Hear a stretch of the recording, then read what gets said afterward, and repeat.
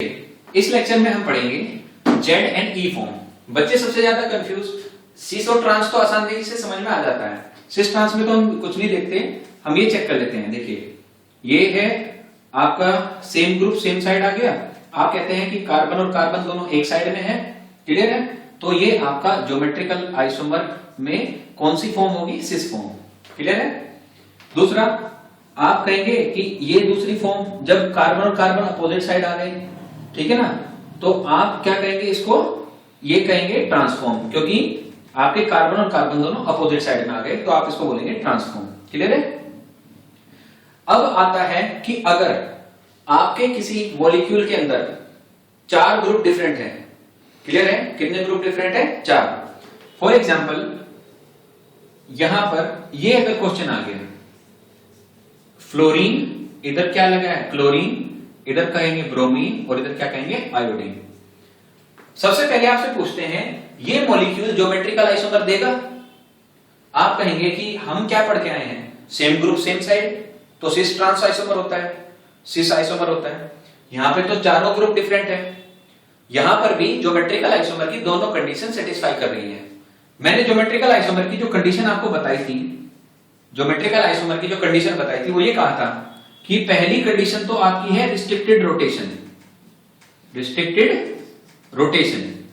तो आप कहेंगे कि एक्स और वाई ग्रुप के बीच में डबल बॉन्ड है, जहां पर डबल बॉन्ड होगा वहां पर रिस्ट्रिक्टेड रोटेशन कंडीशन वेरीफाई कर गई।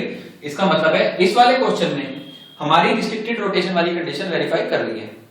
दूसरा मैंने कहा था आपके जो एक्स और वाई कार्बन हैं, इनसे जो अटैच ग्रुप हैं वो Br और आयोडीन दोनों अलग हैं। Br और आयोडीन ये दोनों आपस में मैच नहीं करने चाहिए, तो ये दोनों आपस में मैच भी नहीं कर रहे हैं। Y से कौन अटैच है? फ्लोरीन और क्लोरीन, ये भी आपस में मैच नहीं कर रहे हैं। फ्लोरीन और क्लोरीन दोनों डिफरेंट है, तो आपकी दूसरी कंडीशन भी क्या कर रही है? वेरीफाई कर रही है, क्लियर है। तो इसका मतलब है ये मॉलिक्यूल ज्योमेट्रिकल आइसोमरिज्म देगा। लेकिन बच्चों इसमें आपको दिक्कत होगी सिस और ट्रांस बताने में। सिस और ट्रांस बताने में देखिए इस क्वेश्चन को कैसे करते हैं। आप एक्स कार्बन को पकड़िए और इसमें देखिए इसमें से हाई एटॉमिक नंबर किसका है, ज्यादा बड़ा एटॉमिक नंबर किसका है, क्लियर है। आप इसमें कहेंगे कि सर इसमें जो हाई एटॉमिक नंबर है वो आयोडीन का है, क्योंकि सीरीज में अगर आप देखें फ्लोरीन, क्लोरीन, ब्रोमीन और आयोडीन, आयोडीन सबसे नीचे आता है, तो सबसे ज्यादा जो एटॉमिक नंबर है हाई वो किसका होगा? आयोडीन का, क्योंकि top to bottom atomic number बढ़ते हैं। तो आप इस पे राउंड ऑफ करके इस पे लिखिए 1, क्लियर है। आप इन दोनों में पहचानना याद रखना, कभी चारों में पहचानने लगो। एक्स कार्बन के पहचानना है, वाई कार्बन में देखो इन दोनों में किसका एटॉमिक नंबर हाई है? आप कहेंगे क्लोरीन का एटॉमिक नंबर हाई है, 17 एटॉमिक नंबर है इसका। तो जिसका एटॉमिक नंबर हाई है उस पे 1 लिख दो, क्लियर है। आप देखिए 1 और 1 हाई एटॉमिक नंबर साइड एक तरफ आ गए। जब हाई एटॉमिक नंबर साइड एक तरफ आ जाएंगे आप उसे सिस नहीं बोलेंगे अब, क्लियर है। आप उसका दूसरा नाम बोलेंगे, इसको बोलेंगे हम जेड फॉर्म। क्या बोलेंगे? Z form. जब हाई एटॉमिक नंबर साइड एक तरफ आ जाए उसको बोलेंगे जेड फॉर्म, क्लियर है। दूसरा इसमें अगर उल्टा हो जाए, इसमें उल्टा होने का मतलब है अगर यहां पर ये क्वेश्चन इस तरीके से आ जाए,